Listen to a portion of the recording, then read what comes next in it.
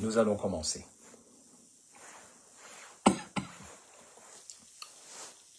Cinq, 4, 3, 2, 1, 0.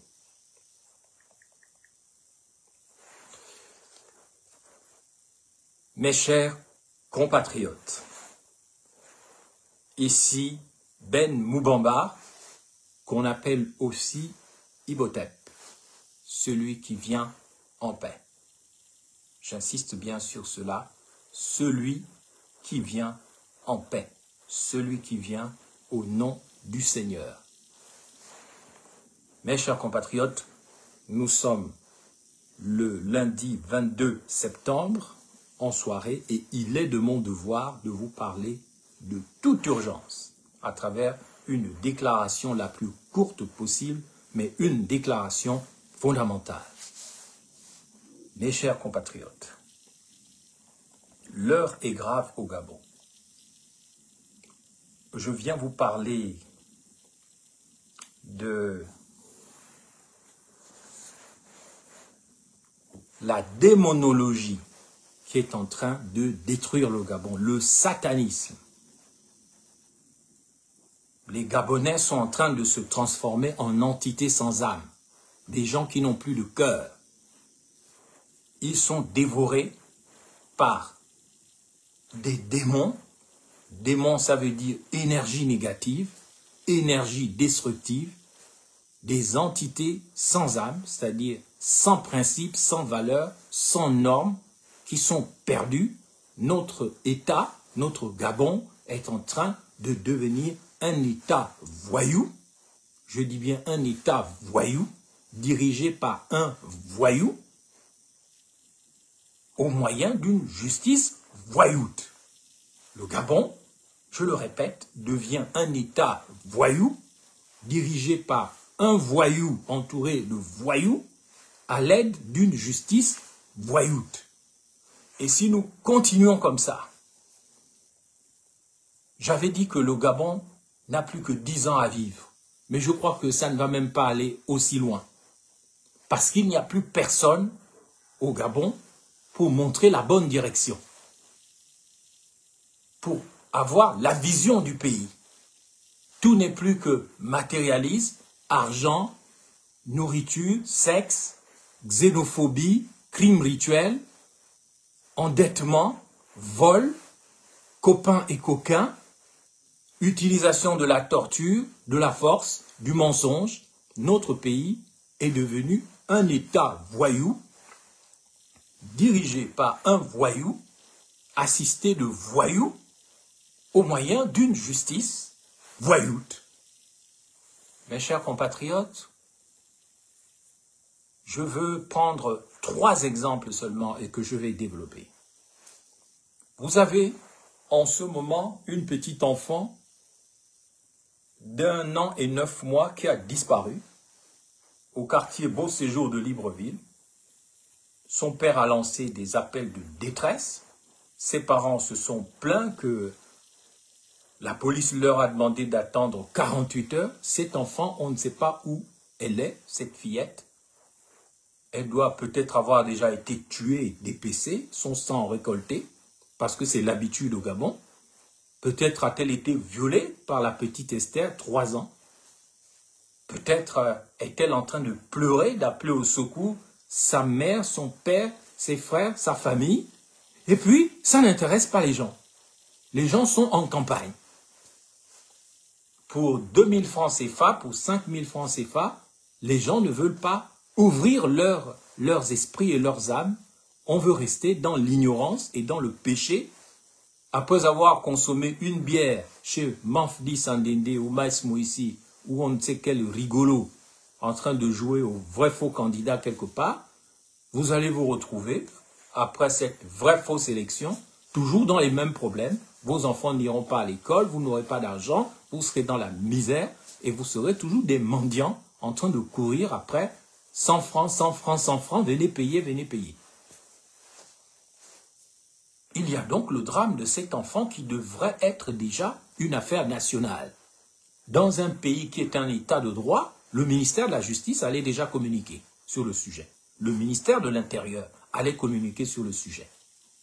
Nous sommes dans un pays où on pratique le massacre des innocents dans l'indifférence générale. Et puis on vient faire les malins. Ah, je suis Gabonais, je suis Gabonais. Ah, mais Gabonais, mais quelle honte! C'est un pays qui fait honte, un pays où on massacre les innocents et que ça n'intéresse personne. C'est un pays où il n'y a plus d'humains.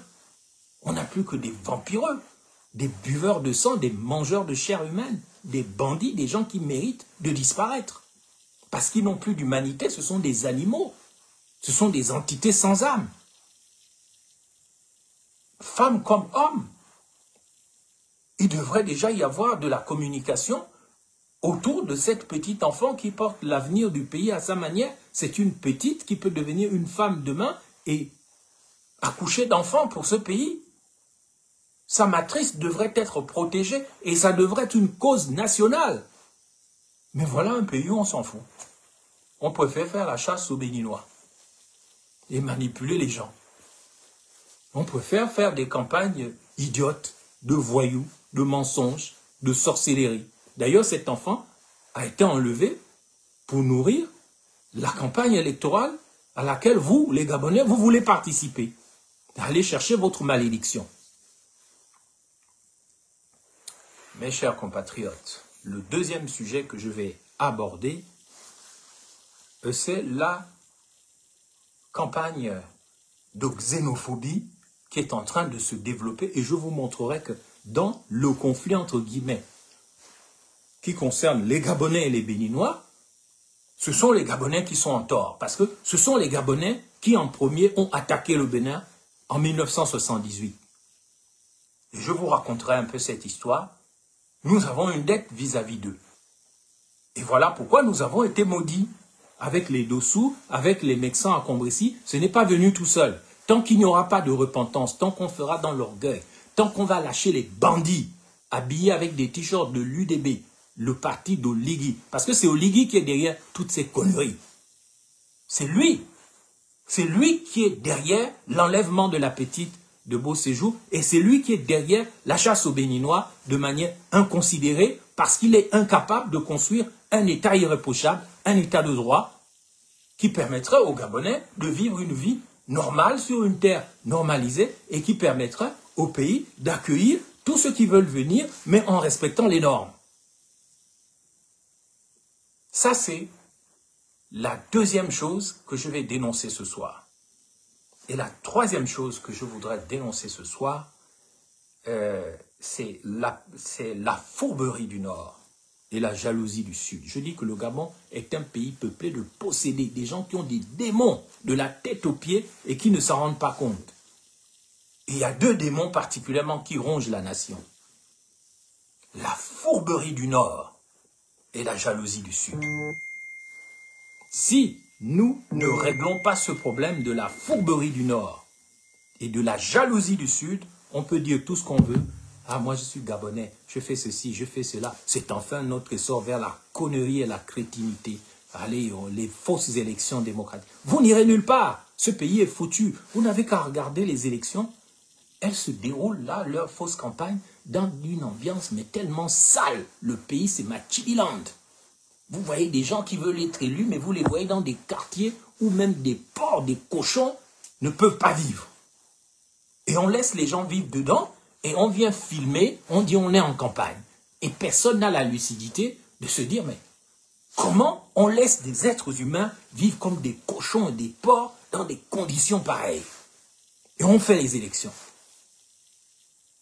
Et on continue de célébrer Oligui Nguema, qui est maintenant à New York, pour l'Assemblée générale des Nations Unies. Chaque fois qu'il y a un problème au Gabon, il s'en va. Lorsqu'il a vendu les îles de Cocotier, Konga et Mbagné, il était allé se cacher au Vatican. Ensuite, il a été en France, où il n'a été reçu par personne. Après, il est rentré, une fois que la chaleur de l'affaire était passée.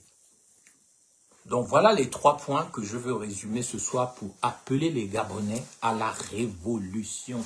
Il n'y a pas d'autre chemin pour les Gabonais pour les Gabonaises que la révolution. Mais pas une révolution violente, pas une révolution de guerre, une révolution pacifique. Et quand Dieu me dira de rentrer au Gabon, je rentrerai en tant que Imhotep au Gabon, c'est-à-dire celui qui vient en paix. J'attends d'abord de voir si les Gabonais sont enfin prêts à écouter le message de celui qui vient en paix, comme David devant Goliath. Au nom du Seigneur, au nom de la vérité, au nom de l'amour, au nom de la justice, au nom de la paix. Les Gabonais, dans leur diablerie, dans leur sorcellerie, ne sont pas encore prêts à écouter le message du Christ qui a dit « Aimez-vous les uns les autres, comme je vous ai aimé. Tu aimeras ton prochain comme tu t'aimes toi-même. Tu es fait pour l'éternité. Tu n'es pas fait pour vivre une vie de baie de cochon comme le fils prodigue, la parabole qu'il a racontée, qui a quitté la maison du père pour aller s'enrouler dans la boue, dans le machibilan, dans la merde des activistes comme Otete, comme tous celui qu'on a vu là, le criminel rituel là qu'on appelle Sami Bouka, qui salit le nom des Poumous, qui va renverser les affaires des pauvres gens, qui chie, pardonnez-moi l'expression, sur les droits de l'homme et notre appartenance à l'Union africaine, qui nous donne des droits et des devoirs. Ces actions qui se passent au Gabon devraient déjà appeler une réaction de la communauté internationale, des organisations des droits de l'homme, afin que les Gabonais comprennent qu'on ne peut pas construire un pays dans la barbarie et dans la sauvagerie et dans l'absence de civilisation et de bonne éducation. Ces chemins qu'Oligui est en train de nous faire prendre, ce sont des chemins qui ne mènent nulle part. Ça ne mène nulle part. Et vous le verrez. Le Gabonais doit devenir un être civilisé, respecté dans le monde entier, qui a de la dignité, qui est propre sur lui. Et qui est aussi intelligent que le perroquet gris du Gabon, qui est connu dans le monde entier comme l'oiseau le plus intelligent du monde. Et c'est là notre vrai totem. Ce n'est pas vos conneries de panthères. On ne sait pas des panthères qui boivent le sang comme des criminels rituels, qui mangent la chair comme des criminels rituels. Et c'est ça vos totems. Moi, je suis un leader visionnaire. Et un leader visionnaire n'est pas là pour couvrir les conneries d'un peuple de possédés. Un leader visionnaire est là pour montrer le chemin. Et je viens ce soir pour montrer le chemin. Pourquoi? Parce que le Gabon ne sera vraiment libéré. Ce n'est pas un problème des bongos, du nom de quelqu'un, ou des chambriers, ou des miboto, ou de tout ça. Le problème du Gabon, c'est qu'il ne peut être libéré qu'en se débarrassant des idées démoniaques qui possèdent le corps de la nation, non seulement depuis 1960, mais bien avant, pendant la période coloniale. Parce que ce satanisme existe bien avant la période coloniale. Lorsque dans ce territoire qu'on appelle le Mbungu, qui est devenu l'estuaire, les esclavagistes arrivaient, on allait chercher d'autres tribus pour faire la chasse à d'autres tribus. Par exemple, les Akélés étaient chassés par les Bengas, avec l'aide des Portugais et des Blancs. Et donc, les Akélés allaient se cacher quand on venait les attraper pour les emmener à l'esclavage. Ils allaient se cacher à la Nombakélé, sur la montagne des Akélés. C'est ça qu'on appelle Nombakélé. Vous ne connaissez pas votre histoire et vous faites les malins. Et je suis Gabonais, je peux bastonner un Béninois, je peux faire ceci. Tu sais depuis quand les Béninois viennent au Gabon?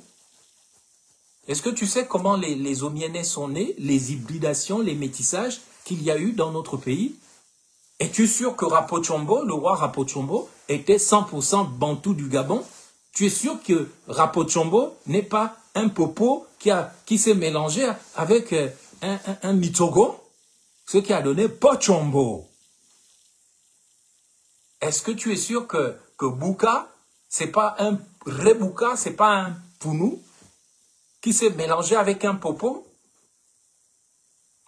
Ou que Rawiri n'est pas une Nkomi et qui s'est mélangé avec un noir venu des îles des Caraïbes qui s'appelait Wiri? Notre pays, le Gabon, a été toujours un pays de mixage, de mélange de gens venus de toutes parts et qui ont accepté de vivre sous l'entité du Gabon. Le Gabon n'est pas un pays qui est né en 1960. C'est vrai ou c'est faux? Mais c'est vrai. Le Gabon est un pays qui existe depuis 100 000 ans, d'après les archéologues. Et vous ne savez pas comment on est passé du Pongo au Nkama, du Nkama au Gabon. C'est toute une histoire, mais comme on vous cache votre histoire, vous vous comportez comme des imbéciles heureux, des idiots utiles. On vous dit, fais ça, tu fais ça comme un con, comme un idiot. On te dit, va tuer un tel, tu le fais. Va enlever un enfant, tu le fais, parce que tu as perdu ta royauté. Ce Gabon est une terre sacrée qui a des milliers d'années. Et c'est pas parce qu'on veut se faire aimer des Gabonais qu'il faut exciter leurs instincts les plus bas, les plus barbares, les plus sauvages, les plus primates. Oligui Nguema et ces gens excitent la barbarie, le côté primate, le côté sauvage, pour se faire aimer en brandissant, soit en tuant des enfants, en brandissant la xénophobie et en manipulant la fourberie du Nord et la jalousie du Sud. Laissez-moi maintenant vous parler de cet enfant qui me touche beaucoup parce que je suis père de famille et que j'ai des filleuls, j'ai des nièces. Et j'imagine cette petite qu'on a enlevée à Beau Séjour jeudi dernier. Dans quel état elle est aujourd'hui? Est-ce qu'elle est morte? Est-ce qu'on l'a déjà dépecée? Est-ce qu'on a déjà pris son sang pour les élections et pour faire des fétiches? Les fétiches que vos intervenants de l'émission Dieu en question, les crimes rituels qui ont été vantés par un ganga sorcier barbu connard que j'ai vu sur Dieu en question, qui vantait les crimes rituels. Que devient cet enfant? S'il y a vraiment des femmes dans ce pays, elles ne devraient pas se comporter comme celles qui n'ont jamais enfanté ou qui n'ont pas d'enfants. On devrait déjà, dans un pays comme celui-ci, penser à cet enfant dont la mère crie au secours, le père crie au secours, mais j'ai entendu dire que cette famille a fait l'erreur d'écouter les policiers gabonais.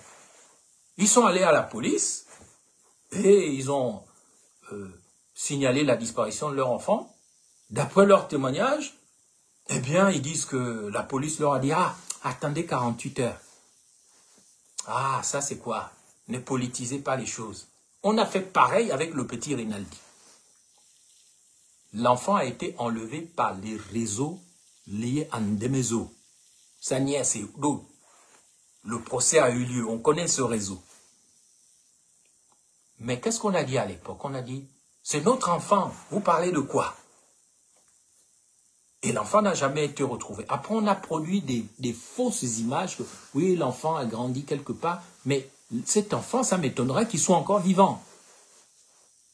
On vous ment qu'on va le retrouver à cause de ce qu'on appelle le démon de la fourberie du Nord. Là, c'est-à-dire que je vous en parlerai tout à l'heure, mais dans la fourberie du Nord, m'expliquait Denise McCamener quand j'étais au gouvernement, même si tu as tué ton père ou mangé quelqu'un, il ne faut pas avoir honte, il ne faut pas dire. Et c'est comme ça que les gens disparaissent, on ne trouve jamais les coupables. Rinaldi a disparu en janvier 2020 de la même manière. On a interdit aux gens d'en parler. Mais parce qu'on savait qui avait fait le coup. On dit aujourd'hui, Rinaldi est maintenant, soi-disant, en Guinée équatoriale, mais le gouvernement d'Oligui Nguema, il est le chef du gouvernement. Ils n'ont jamais lancé une commission d'enquête ou on appelle ça, il y a une expression juridique qui m'échappe maintenant, en tout cas, il faut normalement qu'un État comme le Gabon fasse appel à Interpol, ou bien en accord avec le gouvernement de la Guinée équatoriale, il faut envoyer des agents de la police judiciaire, mais ce n'est pas leur travail, la PJ. La PJ, c'est la chasse aux opposants, torturer les gens au B2, tuer les gens, les torturer, puis aller corrompre la famille en disant « Ah, c'est pas grave, taisez-vous ». Voilà le travail de la police judiciaire, alors qu'un enfant qui n'a plus revu ni sa mère ni son père depuis 5 ans et qui est probablement mort, qui a dû servir au crime rituel, au sacrifice humain, dont on a volé le crâne et le sang, eh bien le Gabon trouve ça normal. Le Wellington trouve ça normal. Marc Kounao Sangui, qui était un grand militant des droits de l'homme, peut faire campagne pour être sénateur, mais jamais il ne va parler de ça. Elvis Seban, le président de l'association contre les crimes rituels, qui a perdu un de ses enfants à l'époque d'Ali Bongo, il ne va jamais se lever pour parler de Rinaldi ou de la petite qui a disparu ou des conditions dans lesquelles Esther, 3 ans, une petite pounou, celle qui a disparu et est apparemment détenue fond. Mais jamais on ne va défendre les innocents. On va laisser faire les massacres des innocents, surtout parce qu'il ne faut pas déranger son Excellence Oligui Nguema, qui nous a nommés, qui nous a donné l'opportunité de gagner de l'argent et de devenir enfin des grands quelqu'un dans ce pays. Mes chers compatriotes, si dans ce pays, il n'y a plus de force morale pour se lever et dire que cet enfant qui a disparu, cette petite fille qui a disparu à Beau Séjour, si elle est encore vivante, libérez-la, rendez-la aux parents. Ça veut dire que même les forces morales du pays sont complices du mal et du péché et de la mauvaise odeur qu'il y a sur le Gabon pour défendre tout simplement des intérêts financiers des copains et des coquins. Alors je me pose la question, n'est-ce pas la responsabilité d'une église catholique qui avait son représentant au soi-disant dialogue, hein, le prêtre Asekonvé du Wellington, qui était qui travaillait avec Mbaobam. Donc lui, il n'a rien à dire.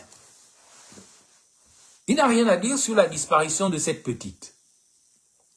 Ils peuvent faire des sermons, ils peuvent parler en chair tous les dimanches, sauf aborder les vraies questions. Mais au service de qui? C'est un devoir de le dire. Ce pays a besoin d'être nettoyé de la saleté, de la mauvaise odeur dans laquelle le Gabon est et qui devient un État voyou par les crimes rituels soutenu par le pouvoir avec l'assistance des forces vives de la nation. Alors je dis, n'est-ce pas le rôle d'un évêque catholique ou d'un prêtre de dénoncer et d'appeler à la libération de cette petite?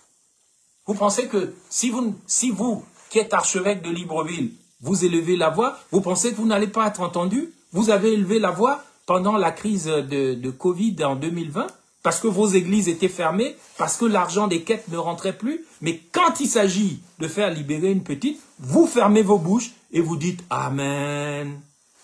Mais ce n'est pas normal, un pays comme ça. Il est de mon devoir de parler parce que nous sommes à l'heure du grand réveil universel.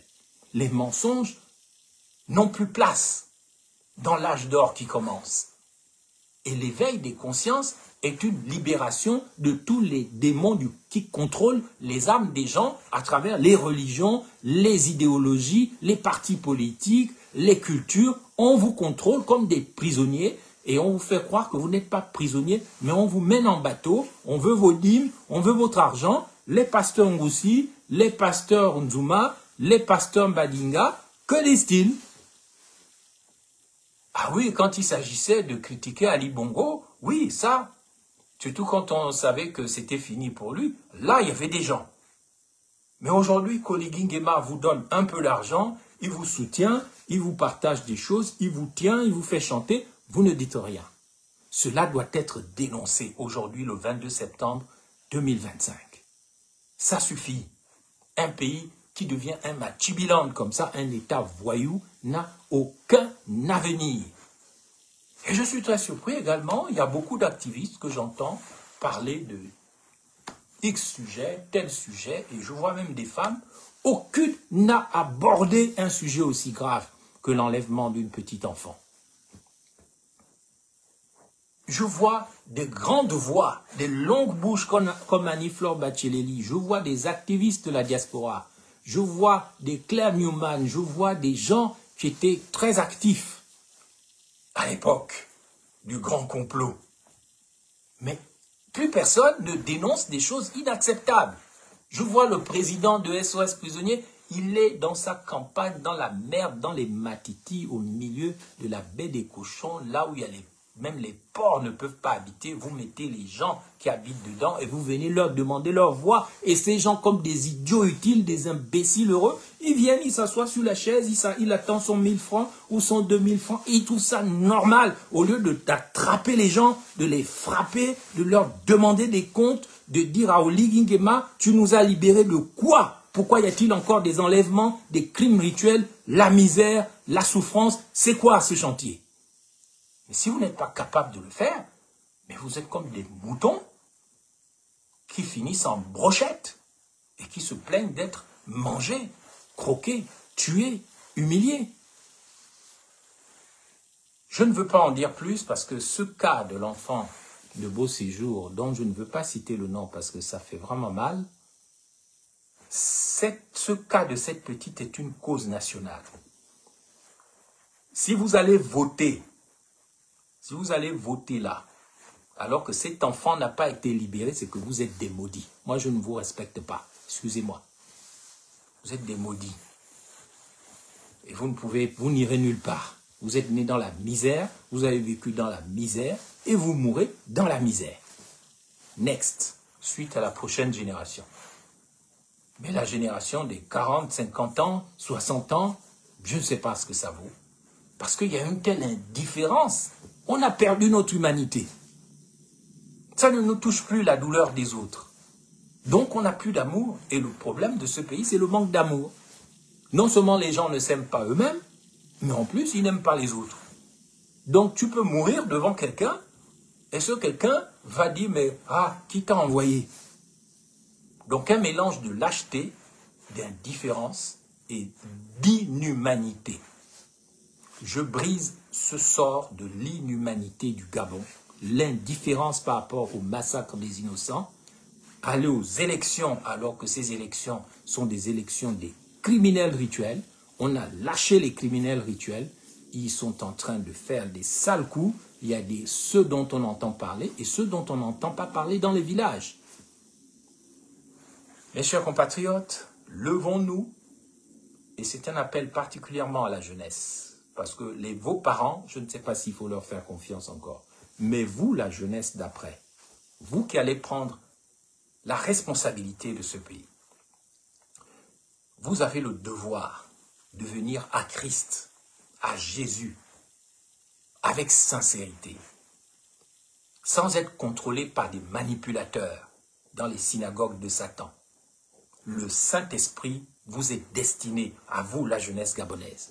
Vous qui avez 10, 12, 13, 14, 15 ans, 18 ans, 20 ans et le début de la trentaine. Vous êtes l'espoir du Gabon. Et quand je serai là, je m'adresserai particulièrement à vous parce que vous êtes le Gabon d'après. Si vous vous contentez d'aller ramasser comme des chiens, j'aime les chiens, donc j'aime pas les critiquer, mais comme des poules mouillées qui ramassent du riz, comme l'oiseau rare vous a jeté, comme des rigolos et vous avez couru après des petits 500. Non, ça c'est pas votre destin, jeunesse gabonaise. Vous êtes des dieux, vous êtes des rois, vous êtes des princes, vous êtes des perroquets gris du Gabon, les oiseaux les plus intelligents du monde. Vous ne pouvez pas laisser mourir la petite de Beau Séjour. Vous devez vous lever. Vous n'avez pas besoin d'un chef ou d'un leader pour vous dire « levez-vous » et exigez la libération de l'enfant. Quand j'étais au Burkina Faso en septembre 2022, j'ai vu les jeunes de ce pays se lever sans mot d'ordre. Ils se sont levés pour soutenir Ibrahim Traoré, qui était très affaibli vis-à-vis de la France-Afrique. Moi, je fais partie des gens qui ont soutenu Ibrahim Traoré, et vous le savez. Personne ne m'a demandé de le faire. Je l'ai fait parce que j'y crois en l'Afrique d'après, comme je crois dans le Gabon d'après. Et ce Gabon d'après, c'est la jeunesse. Si vos pères et vos mères ont failli, si c'est des des mendiants, des mange-mille. Laissez-les finir leur vie dans la merde du Machibilonde. Mais vous, jeunes Gabonais, le poids du Gabon d'après est sur vous. Si vous vous contentez d'être des fantastiques, des fans, des rigolos, des rappeurs qui racontent des conneries, si vous ne faites pas confiance à Jésus le Christ qui veut vous enseigner par son Saint-Esprit, vous révéler toutes les vérités. Moi, je connais beaucoup de choses, mais je n'ai pas de maître. Je n'ai pas de parrain. Il n'y a pas quelqu'un qui peut dire que c'est moi qui ai fabriqué Moubamba. Hein. Dieu m'a enseigné directement à travers le Christ. J'ai reçu mon enseignement directement. Je n'ai pas été manipulé par tel catholique, tel protestant éveillé. Non. Comme il est écrit, l'Esprit du Seigneur vous enseignera toutes choses nouvelles. Quand le Saint-Esprit est tombé au cénacle sur les gens qui étaient découragés, qui ne croyaient plus en rien, après la mort de Jésus, il est tombé, ce Saint-Esprit, comme une flamme sur la tête de chacun. Ici, au front, quand vous voyez les Bapounou, ils ont un masque avec un losange comme ça, sous la forme d'un vagin sacré. C'est ça, la glande pinéale, le siège de l'âme. L'Esprit Saint vient te parler directement à ton âme et tu deviens un génie. Tu n'as pas besoin du sermon d'un prêtre, d'une bonne sœur, d'un pasteur, d'un prophète, d'un évangéliste, d'un manipulateur, d'un imam. Dans ta secte, dans ta loge, tu es manipulé et tu ne crois pas en ton destin divin. La révolution de ce siècle et du prochain siècle, c'est des gens qui ont des consciences éveillées parce que Dieu leur parle directement, ils ont des consciences éveillées et ils savent ce qu'ils doivent faire. Et en la matière, la disparition de cette petite, je crois qu'il faut une pression de la jeunesse gabonaise sur le gouvernement, sur le pouvoir d'Oligui Nguema pour qu'ils sachent que vous n'êtes pas des viandes. On a tué Esther, vous n'avez rien dit. On a enlevé Rinaldi, vous n'avez rien dit. On enlève encore la petite de Beau Séjour, et puis vous allez voter pour les criminels qui font ça. Et vous vous étonnez que ce pays ne fonctionne pas. J'appelle donc les jeunes Gabonais à ne pas accepter cet enlèvement. Allez manifester devant la police, allez soutenir cette famille, sortez des pancartes, boycottez les élections et dites à Oligui Nguema que si vous ne libérez pas ce bébé, on ne va pas voter.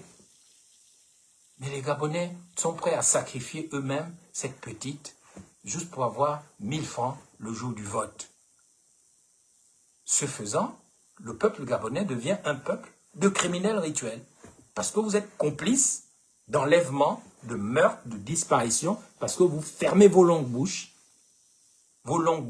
avec lesquelles vous buvez des régapes dans les bars et vous parlez comme des femmes du matin au soir. Un acteur doit vous le dire. Ça, ce n'est pas un peuple, ce n'est pas un État-nation. C'est l'agonie d'un État voyou. Mes chers compatriotes, je conclus donc d'abord sur la petite. Arrêtons de nourrir l'État voyou qui est en train de se fabriquer au Gabon, l'État criminel, avec des esprits criminels rituels, qui sont au pouvoir, qui organisent des tortures au B2, qui organisent des tortures sous le sous-sol de la présidence, qui enlèvent des gens en SIA, qui commettent des crimes, et vous les applaudissez, et vous vous maudissez vous-même, et vous maudissez vos descendants sur 3, 4, 5 ou 10 générations. Parce que le sang, ça a un prix. Quand tu fais couler le sang, tu le payes dans ta vie. Et tes descendants vont payer aussi. C'est pour ça que les yavistes qui voulaient crucifier Jésus ont dit « Ah, crucifiez-le, que son sang retombe sur nous. » Je vais maintenant passer à la xénophobie, qui, avec les crimes rituels, est un puissant démon qui est activé au Gabon en ce moment pour maudire notre pays. Et c'est ici que je dois vous raconter comment le problème des Béninois et des Gabonais a commencé. Vous devez d'abord savoir que ceux qu'on appelle les Béninois, on les appelait avant les Dahoméens. Il faut que vous sachiez qu'ils ne sont pas arrivés au Gabon hier ou après les indépendances. Les Dahoméens ont commencé à arriver au Gabon il y a au moins 2 siècles. Ils sont arrivés au 18e, ils ont commencé à arriver au Gabon au 18e ou au 19e siècle. Les Dahoméens ne sont pas arrivés au Gabon hier. On n'a pas le droit de les traiter comme des chiens, comme des gens qui n'ont rien à voir avec le Gabon. Ils sont là depuis longtemps. Ils sont à la base, beaucoup de la communauté des Omienais. Ils ont fait des métis, des hybrides avec les Bantous mienais, la communauté, la micronation nationale du Gabon qu'on appelle les Omienais. Et voyez bien que les cultes des Mienais ne sont pas très différents des cultes du Bénin et du Dahomey. Que vous preniez les chapeaux des cuisiniers que les Mienais portent dans leur cérémonie, leur tenue blanche. Si vous allez au Bénin, vous allez voir les mêmes tenues blanches, les mêmes chapeaux. Et ceux qui fréquentent le christianisme céleste qui est né au Bénin, vous voyez bien que ça ressemble beaucoup à la culture des Omienais. Mais nous sommes sans vision dans ce pays. Lorsque nous attaquons de manière sauvage, barbare, les Dahoméens, c'est une partie de l'histoire de notre pays que nous sommes en train de rejeter. Les Béninois ne sont pas arrivés au Gabon il y a 10 ans, 15 ans ou 20 ans. Les Dahoméens sont même arrivés au Gabon en même temps que les Fans. Ça, c'est quelque chose d'irréfutable, historiquement. Mais comme vous avez méprisé l'histoire, les historiens, vous ne le savez même pas. Donc, si on veut construire le pays, il faut bien sûr construire la conscience nationale, il faut faire un état de droit dans lequel les droits des Gabonais autochtones, enfin ce qu'on appelle autochtones, sont respectés, mais un état qui est assis sur un substrat juridique qui permette aux autochtones et à ceux qui viennent, qui visitent le Gabon, de se sentir en sécurité. Le problème n'est pas l'invasion des étrangers. Le problème, c'est l'absence d'état de droit. Nous sommes dans un pays où nous avons un procureur général qui s'appelle Minnan. Minnan. En 2023, il a soutenu une thèse de droit, paraît-il, sur les crimes rituels. Donc, c'est un docteur en crimes rituels. Si c'est pour se disputer avec l'avocat de Sylvia Bongo et de venir vanter son doctorat récent en crimes rituels, là, il est fort. Mais quand on enlève la petite de Beau Séjour, on ne les voit pas, hein, la justice du Gabon. Nous sommes dans un pays où c'est une justice à géométrie variable. On le voit dans les problèmes entre Hervé Patrick Opianga, les Amiens Washington, les Yannick Ndomba et tous les autres, la cellule du Nord, il n'y a pas de justice. Hein. C'est une histoire de copains et coquins, règlement de compte pour des histoires qui les regardent.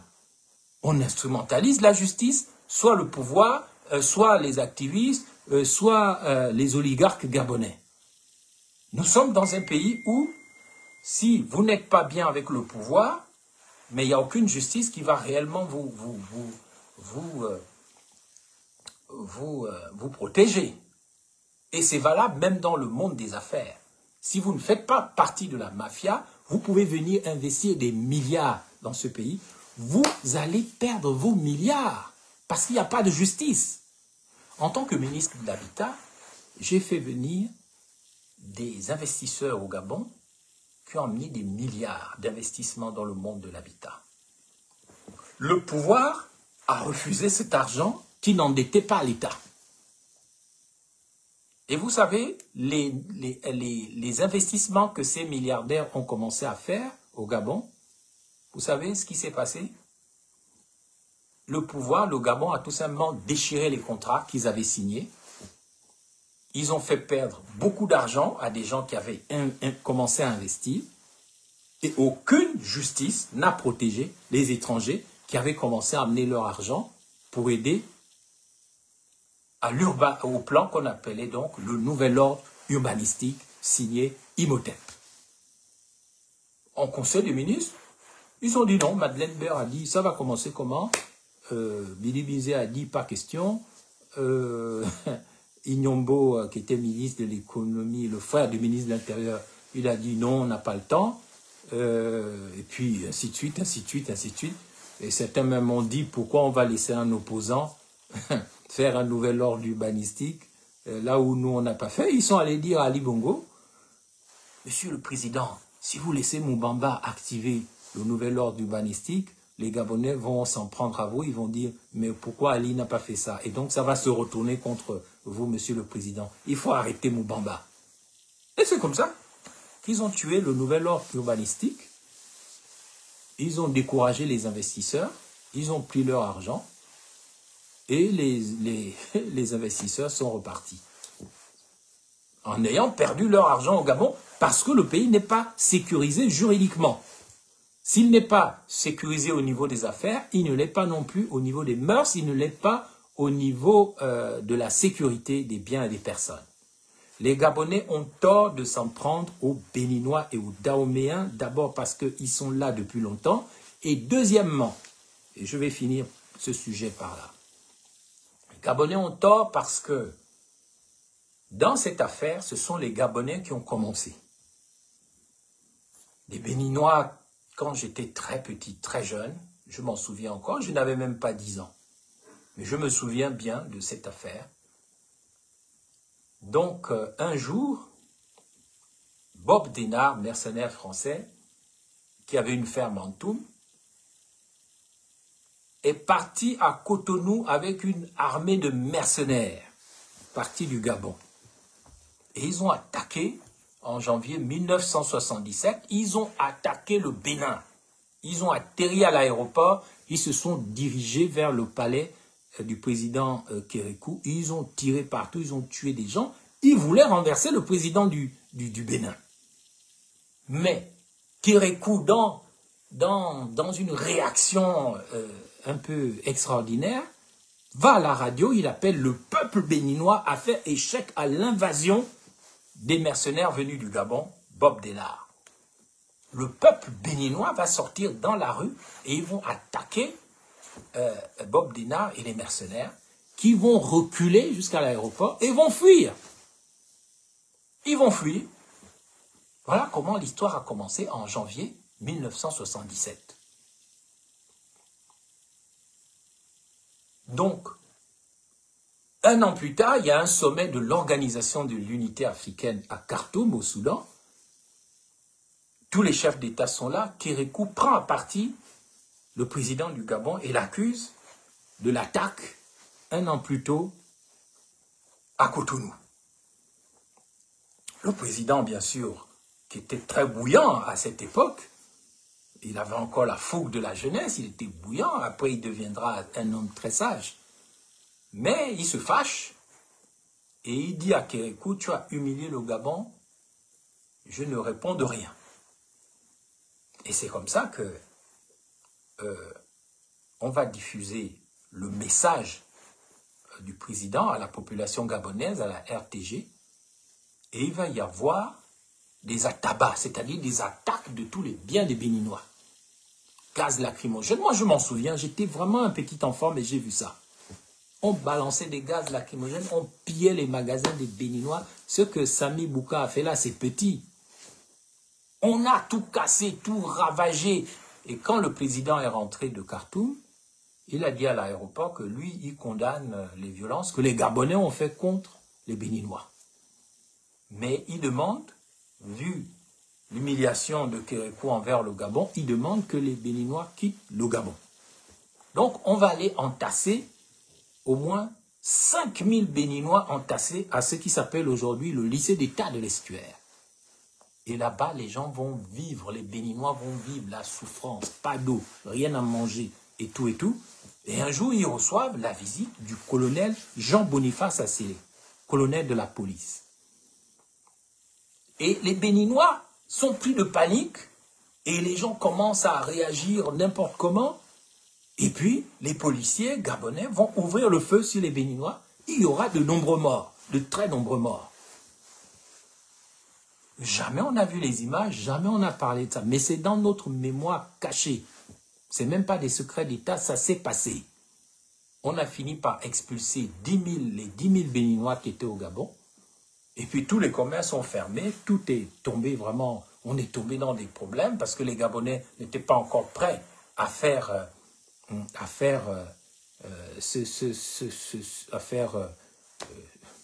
le travail que font certains. On n'était pas très nombreux, on ne l'est toujours pas. En fait, Je comprends que les autochtones veulent maîtriser leur pays, mais aucun pays ne se développe sans étrangers. Moi, je suis allé plusieurs fois à Dubaï. Il y a 600 000 Émiratis, mais il y a 2 millions d'étrangers. Sauf que les 600 000 Émiratis contrôlent leur pays et les lois sont strictes. Et ça fonctionne bien. Tu es en sécurité quand tu es un étranger à Dubaï, mais ne commence pas à dire que Dubaï, c'est ton pays. Tu es là pour travailler, apporter ta force de travail. Et c'est ce que disait Omar Bongo ensuite. Quand un étranger t'apporte sa force de travail, accorde-lui ton amitié en retour. Finalement, il a dit ça dans son petit livre vert. Mais quand même, les 10 000 Béninois qu'on a expulsés en 1978, avec les très nombreux morts qui se sont passés, ça fait un traumatisme dans la tête des Béninois dont ils n'osent pas parler. Et pour nous, il y a une culpabilité qui n'est pas assumée. Parce qu'il n'y a pas eu de repentance nationale et aucun pays ne peut avancer s'il ne demande pas pardon. Pour qu'on fasse l'Union européenne, il a fallu que l'Allemagne et la France se réconcilient. Sincèrement. Sinon, il n'y avait aucune possibilité de construire l'Union européenne. Donc, si nous voulons construire l'intégration sous-régionale, il faut des États de droit, des États irréprochables, avec des lois, avec une sécurité, avec un fonctionnement, avec des méthodes nouvelles, pas les méthodes d'un autre âge, basées sur le despotisme et le banditisme.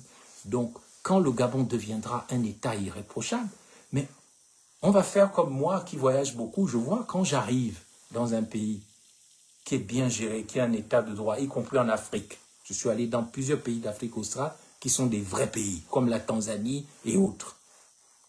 Quand tu arrives, tu n'as même pas besoin de demander un visa dans leur ambassade. Tu présentes ton passeport, on te dit tu restes combien de temps, tu as combien d'argent sur toi. Si tu demandes 3 mois, tu as 3 mois, tu as 6 mois, après tu ressors, tu ne viens pas embêter les gens. Si tu veux investir, tu investis, voilà les lois, c'est comme ça, c'est pas autrement, il faut respecter. C'est comme ça qu'on doit faire. Les étrangers ne vont jamais prendre le Gabon si le Gabon devient un pays irréprochable. Mais les étrangers et les autochtones seront en sécurité. Et le pays fonctionnera parce qu'il n'y aura plus de corruption, parce qu'il n'y aura plus de mauvaise gouvernance, parce qu'il n'y aura plus des crimes rituels, parce qu'il n'y aura plus du banditisme et de la voyoucratie d'État et de la mafia. Le problème du Gabon, c'est la mafia. Ce n'est pas les étrangers, c'est la mafia. On doit savoir, il y a combien d'étrangers dans notre pays. Et ils doivent avoir des droits et des devoirs.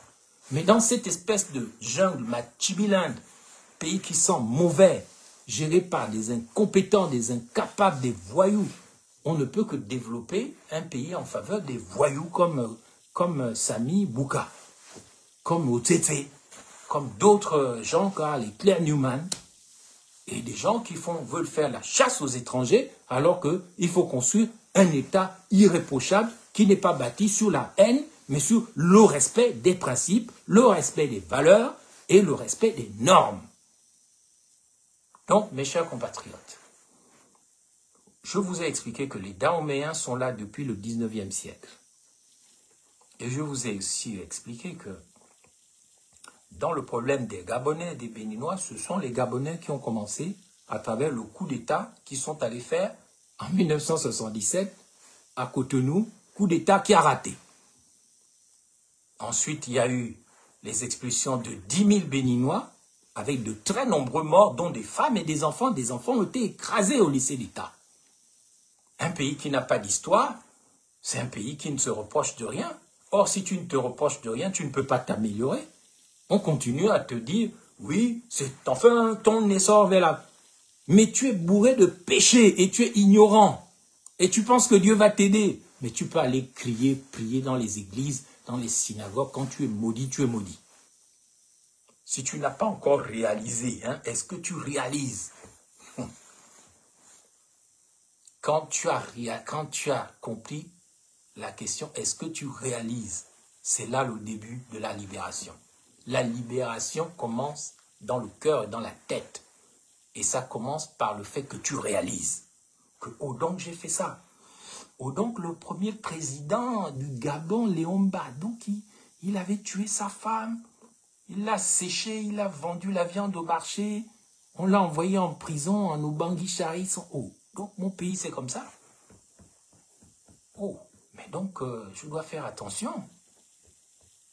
Quand je suis catholique et que je réalise que après l'évêque de Libreville, François Ndon, tous les évêques là, les pasteurs, les gens qui sont venus là, ils ont pensé d'abord à leur intérêt, jusqu'à aujourd'hui. C'est pour ça qu'ils ne peuvent pas être pour la liberté. C'est pour ça qu'ils ne peuvent couvrir que le diable, que les actifs, que les idées démoniaques, cachées derrière des beaux sermons. Et c'est pour ça que vous les voyez endimanchés dans leur robe, dans leur costume et tout machin, toujours copains avec Oligui et sa bande. Ah ça, ils ne vont pas être contents de ce que j'ai dit, mais je n'ai presque rien dit, parce que moi j'étais catholique comme ça, jusque-là, de la tête aux pieds. S'il y a quelqu'un qui connaît tout ça, c'est moi. Mais je n'ai pas envie d'en parler. Je pense que tout le monde a le droit de participer à l'éveil du Gabon. Mais ce que les forces vives de la nation font là, y compris la société civile, la société religieuse, la société militaire, vous contribuez à détruire le Gabon. Parce que vous êtes au service du mensonge et du diable. Il faut rompre avec ça. Je regrette. Je m'appelle Imhotep maintenant et je viens en paix. Et quand je serai là en paix, je délivrerai mon discours de paix, mon enseignement, afin que les gens réalisent d'où nous venons, ce que nous sommes en train de faire et où nous devons aller. Je termine maintenant sur le troisième et dernier sujet. Je voudrais alerter les Gabonaises et les Gabonais sur le fait suivant. Le Gabon ne sera libéré vraiment. Vous pensez que parce que vous enlevez le nom Bongo, vous êtes libéré, mais vous êtes bizarre. Vous n'êtes libéré de rien. La preuve, c'est que les criminels rituels sont toujours au pouvoir. Je n'ai pas envie de donner leur nom, vous les connaissez. Vous pensez qu'il y a quelle libération? En Ndende, par exemple, chez moi là-bas, ou à Mwabi, quand vous avez deux candidats, c'est un activiste employé de Carrefour, un économiste d'opérette, qui doit sa sortie à certains milieux france-africains, je n'ai pas envie d'en parler, ministre de l'économie, il s'enrichit, il devient milliardaire en 2 ans. Transition. Et il s'oppose à un autre milliardaire qui était directeur général du budget, Mofdis. Et puis les gens, ils sont là. Avant, ils avaient des t-shirts rouges de Mamboudou. Maintenant, ils ont des t-shirts verts de l'UDB. Maintenant, ils dansent Ikoku avec le PDG. Qu'est-ce que vous voulez faire avec des peuples comme ça? Parce qu'il n'y a pas la réalisation dans la tête. Il n'y a pas la fin de l'ignorance. Et il n'y a pas la rupture avec le péché. Donc, il n'y a pas de libération sans rupture avec l'ignorance. Il n'y a pas de libération sans rupture avec le péché. Donc, participer à ces élections, c'est nourrir l'ignorance et le péché. Mais si les gens veulent le faire, ils n'ont qu'à le faire. Mais c'est mon devoir aussi de le dénoncer. C'est tout. Parce que franchement, pour des gens comme nous qui sommes surdiplômés, super diplômés, qui avons des réseaux dans le monde entier, des gens qui ne doutent pas de leur propre intelligence, des gens qui ont une certaine expérience, on ne peut pas choisir l'ignorance et le péché parce qu'on veut être ministre, parce qu'on veut être élu. C'est pour ça que je ne suis pas à ces élections, parce que j'ai vu comment se sont passées les dernières législatives en 2018. C'était du n'importe quoi, et ça recommence. Seule une révolution pacifique, ontologique, contre l'ignorance et contre le péché, une révolution chrétienne et christique, c'est ça qui peut libérer réellement le Gabon, parce que ça va nous libérer des démons qui possèdent la nation du Gabon. Alors, je termine en disant à mes frères et sœurs du Nord, vous êtes possédés, je vous connais, j'ai grandi avec vous. Vous êtes possédés par un démon qui s'appelle le Mouadzan. Le Mouadzan, c'est la fourberie du Nord. La fourberie du Nord, c'est un démon qui te dit « Comporte-toi avec tout le monde comme une panthère ». C'est pour ça que vous avez quelqu'un qui s'appelle la bouche de la panthère, Billy Benzer. La gueule de la panthère qui te déchire à la surprise générale. La fourberie, c'est quand tu es dans le faux. Tu connais, mais tu ne veux pas dénoncer. Tu connais comment tu as fait la cellule du Nord, mais tu ne veux pas en parler. Tu ne veux pas dénoncer. C'est de la fourberie. Et tu fais semblant de marcher avec des gens alors que tu as un couteau, tu as une griffe de la panthère cachée derrière ton dos. Et tu attends seulement le moment favorable pour tuer, dépecer, déchirer, laper, boire le sang. C'est un comportement de fourbe, le comportement des félins, le comportement des chats, le comportement des panthères noires, des esprits de félins. Et il faut rompre avec la fourberie. La personne qui m'a révélé ça, c'était un nordiste, un de mes amis. J'avais créé pour l'Église catholique cette radio qu'on appelle Sainte-Marie. Et je ne sais pas pourquoi, un jour, alors que j'étais en visite au Gabon, il m'a dit « Ben, je dois te dire une chose, fais attention à nous. Nous, avec notre fourberie du Nord, on a toujours un couteau douk-douk derrière le dos et on n'est jamais sincère. On attend seulement la bonne occasion pour te planter dans le dos. Et là, tu vas sentir ta douleur. Donc, fais attention à nous. » Ça, c'est un démon et il faut le dénoncer. Les gens savent qui a tué Rinaldi, qui a mangé Rinaldi, qui a enlevé Rinaldi, mais personne ne veut parler. Personne ne veut indiquer que c'est un fourbe qui a fait ça. Il est là, il passe. Vous savez que c'est lui l'assassin, mais vous ne dites rien. Un comportement de fourbe. Il faut que le Gabon soit libéré de la fourberie du Nord. Ça, les gens peuvent dire tout ce qu'ils veulent. Moi, je peux le dire parce que je n'ai pas peur. Je suis un philosophe, je suis au service de la vérité, pas du mensonge. Et il y a au sud, les populations sudistes, d'une manière générale, sont possédées par un démon qu'on appelle le Ngusu. Ou le Ngusi, ou le Ngeso, c'est pareil. C'est un esprit démoniaque qui n'accepte pas que ton frère réussisse. Dès que tu le vois, tu es jaloux de lui, c'est la jalousie. Tu vas l'empoisonner, comme c'était la spécialité à Moabi, tu vas aller le féticher. Je connais des gens qui, même à l'UPG où j'étais, qui ont tué des partenaires du parti par la magie noire, juste par jalousie. Pierre Mamboundou, le président de l'UPG, est mort par la jalousie du Sud. Il n'a pas été victime du Nord, il a été victime du Ngusu, de ses propres frères. La jalousie du Sud. Ça, c'est un puissant démon qui possède une partie du corps de la nation. On peut l'appeler Ngusu chez les Pounou, Ngusi chez les Nzebi, Massango. On peut appeler ça comme vous voulez, mais le pays, la vérité gabonaise est prisonnière de la fourberie du Nord et de la jalousie du Sud.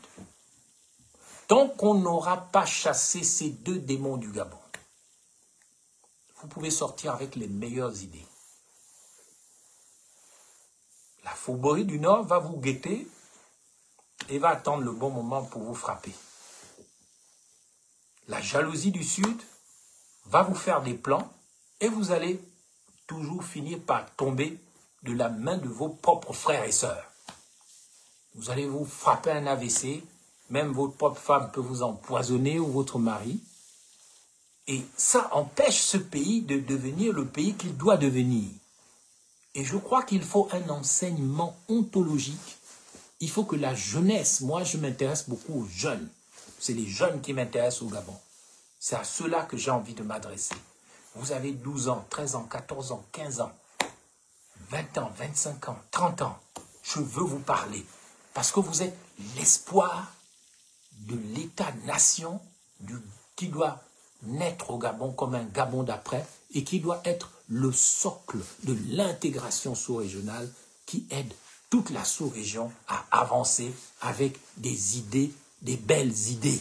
Fini les idées démoniaques, fini l'ongossou, fini la jalousie, fini le moisan, fini la fourberie, fini les crimes rituels, terminer la xénophobie. Le Gabon se dresse et se lève comme une entité nationale qui montre le chemin à l'Afrique d'après.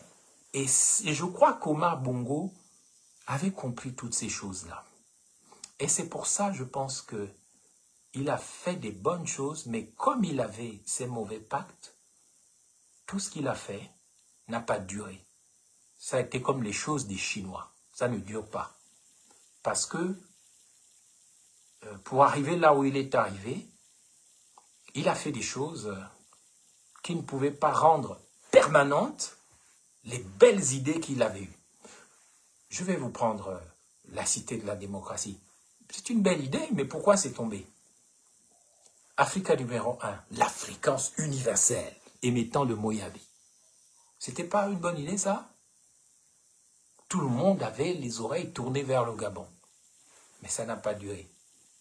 Le centre des civilisations bantoues, c'était pas une bonne idée? Si, c'était une bonne idée. Mais pourquoi ça n'a pas marché?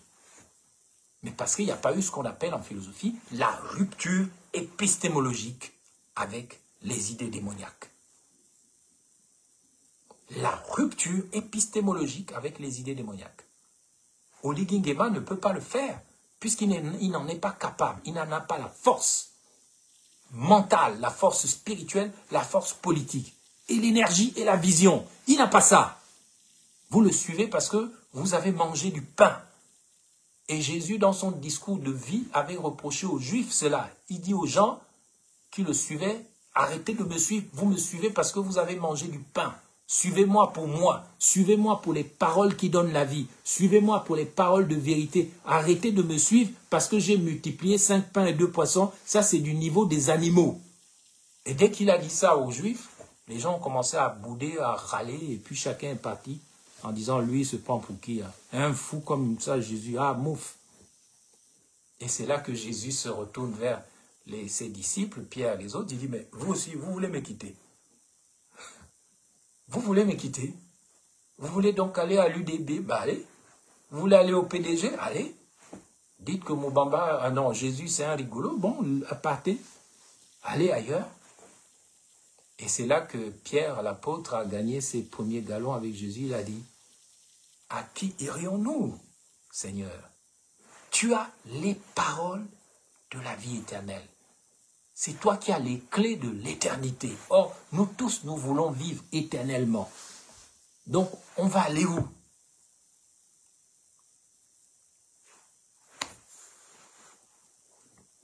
Mes chers compatriotes, je conclus donc ce propos en disant aux Gabonais, surtout aux jeunes, faites tout pour libérer cet enfant-là qu'on a enlevé au beau séjour, si elle n'est pas encore morte, dépécée et transformée en fétiche, en organe. Faites tout, parce que cet enfant représente l'avenir du Gabon d'après, comme Rinaldi, comme Esther. Vous devez vous défendre, parce que si on ne vous tue pas physiquement, on vous tue spirituellement, on vous tue intellectuellement, on vient d'égaliser les coefficients karma dans les établissements scolaires. Mais c'est la mort de l'éducation. Parce que si vous voulez tuer un pays, vous devez tuer l'éducation pour transformer tous les gens, les jeunes, en petits connards. Rien du tout. Vous ne voyez pas tous les plans que Camélian Toutoum, votre ministre de l'Éducation nationale, fait là. C'est la mort du Gabon. Parce que les plus grands stratèges militaires, comme un stratège militaire chinois, ont dit, pas la peine de faire la guerre à un pays si vous voulez le détruire. Détruisez seulement l'éducation. 20 ans plus tard, il n'y aura plus personne. Donc les jeunes Gabonais, si vous ne vous battez pas, vous allez devenir des moins que rien. D'abord, vous n'avez plus la sagesse du village, vous êtes devenus des bêtas, vous êtes devenus des dungurus, des fumeurs de chanvre, des danseurs de Columbia, des fantastiques, des imbéciles heureux. Moi, ce n'est pas ça que je veux pour vous. Je voudrais pour vous ce que j'ai voulu pour mes propres enfants. Le développement de l'intelligence, la fierté d'être un humain, et la capacité de peser sur les événements. Donc, je conclus mon propos en disant à ce petit imbécile mangeur de chair humaine, probablement pas comme Nan qui dit « je te prenais pour quelqu'un, mais je réalise que tu es un insensé, toi là ». La manière dont tu parles déjà, ça montre que tu es un petit imbécile, un idiot utile, un connard qui ne sait rien. Je suis sûr que ta vie est pourrie dans le Machibiland où tu vis et tu viens parler ici. D'abord, tu es qui? Tu n'es pas capable de demander à ceux qui ont enlevé la petite du beau séjour, rendez l'enfant et tu viens parler ici. Mais vous n'êtes pas des gens. Vous n'êtes pas des gens, vous êtes des primates à peine évolués en réalité. C'est pour ça que vous ne ferez rien de ce pays. Sauf si Dieu intervient, et Dieu interviendra. Vous ne faites rien de ce pays. Voyez seulement les images de vos meetings. Vous mettez, les gens vivent à la baie des cochons, dans les quartiers, dans les villages, et tu viens parler ici. Mais tu vas supporter la vérité, imbécile heureux, idiot utile à l'oligisme et aux criminels rituels. Mes chers compatriotes, c'était donc Ben Moubamba qui vous parlait de l'importance pour le Gabon d'être libéré des idées démoniaques qui possèdent la nation. Et ça ne va pas être facile parce que quand vous êtes face à des possédés, comme Nan, je vous assure que dès que vous parlez là, comme Jésus parlait devant des possédés, les gens s'agitaient. Tu es qui? Ils étaient possédés, comme le fou de Gadara. Les esprits de cochons, les esprits de la baie des cochons qui vous possèdent, ce sont eux qui vous font parler comme des possédés, des démoniaques. Vous ne supportez pas la parole de vérité. Eh bien, vous vous trompez, parce que vous n'en avez pas encore fini avec moi. Et sachez que le Moubamba, qui reviendra en tant que Imhotep, vous n'allez pas faire ce que vous avez fait avant. Vous allez fuir au nom de Jésus. Pas le Jésus des synagogues de Satan, mais le Jésus qui est le chemin, la vérité et la vie. Le Jésus qui est la vérité, l'amour, la paix et la justice. Je vous remercie. Que Dieu bénisse le Gabon, que Dieu bénisse, libère la petite de Beau Séjour, que Dieu détruise la xénophobie et que Dieu libère le Gabon de la fourberie du Nord et de la jalousie du Sud, qui sont des puissants démons destructeurs de l'identité nationale. Je vous remercie.